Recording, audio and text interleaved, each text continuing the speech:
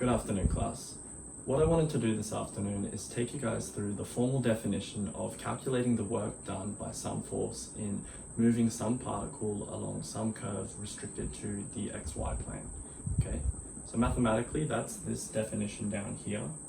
Now you guys should already be very familiar with this stuff, given that we are 1 week out from the final Math 2001 exam. But nevertheless, going through this stuff will only benefit you guys. Okay, so before we get to this guy down here, we'll consider a one-dimensional case, case 1 up here, where we have a particle that is experiencing some constant force F, and it's moving some distance d in one dimension. Now, the work done on this particle in this case is simply the product of a constant force multiplied by the distance traveled by the particle.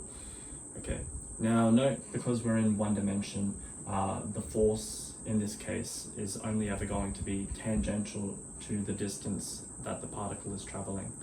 Okay, now in case 2, we're considering a constant force vector and a particle that is being moved along the vector AB, which I've denoted here, and our force vector is at some angle theta to our vector AB.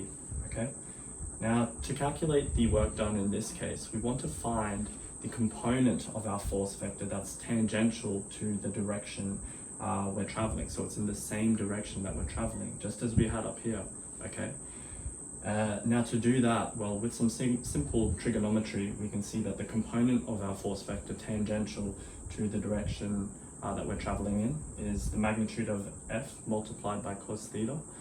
And we want to multiply that guy by the distance that we're traveling, which is simply the magnitude of our vector AB. Okay.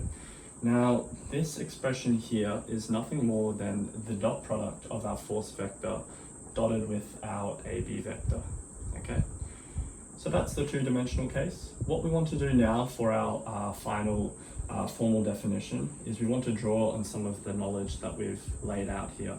Okay, so if we're considering some variable force vector acting on some particle that's moving over some piecewise continuous smooth curve in the xy plane, and we want to evaluate the work done on such a particle, well, our strategy is to partition this, this curve into lots of small straight line segments, as we've done here, and we want to calculate the work done in each individual segment, add it all up, and obtain our final expression.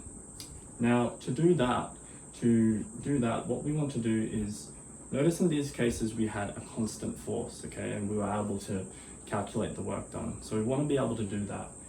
Now, if we take some representative point within each segment, denoted as x star, y star here, and we approximate the force on each segment as being constant, we're able to do this. Now, we're able to do this because, 1, we've stated that these are very small straight line segments, and 2, we're assuming that our force vector is continuous, okay? So what that means is throughout the tiny small segment, the magnitude of our force vector and the direction isn't going to be changing wildly. All it's going to be doing is changing direction and magnitude ever so slightly. So it's not a bad approximation at all to assume it's constant throughout that segment. Okay.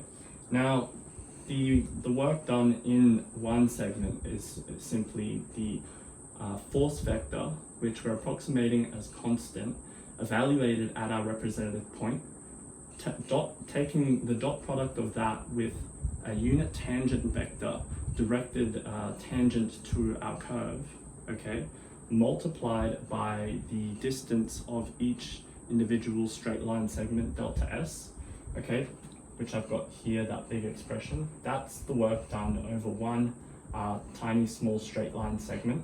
And if we sum the work done over all segments, introducing this big summation here, that's our approximation for the work done. Now, of course, as we've seen throughout the semester, this approximation will get better and better in the limit as our segments, our delta S goes to 0. We get smaller and smaller segments. Our approximation is going to turn into an integral, and we obtain our formal definition. Thanks, guys.